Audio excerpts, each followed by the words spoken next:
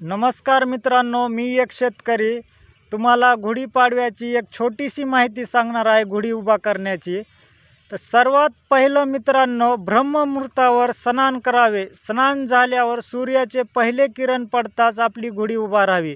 पण गुढी उभा राहण्याचे साहित्य: उंच काठी घ्यावी, तिला स्वच्छ धुवून घ्यावे, एक साडी घ्यावी, एक झंपर पीस घ्यावे, एक साखरेचा किंवा खोबऱ्याचा हार घ्यावा, एक देवतांब्या घ्यावा आणि साडी काठीला गुंडाळून तिला झंपर पीस लावून वरी तिच्या तांब्या असा वरी बसवून मित्रांनो त्याला आपला हार घालायचा. मित्रांनो, एक पुष्पहार, कडुलिंबाचा छोटासा फटा वरी गुढीला लावावा. मित्रांनो, अमृतापासून उत्पन्न झालेल्या कडुलिंबाच्या कवळ्या पानाचे चूर्ण व पुढे दिलेल्या सांगितलेल्या माहितीप्रमाणे भक्षण करावे.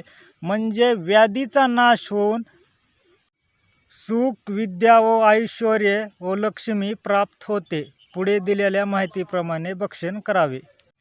मिरे, हिंग, मीठ, ओवा व साखर, कडुलिंबाच्या पुष्पासहित कवळ्या पानाचे चूर्ण चिंचेत कालवून रोग शांती करता भक्षण करावे.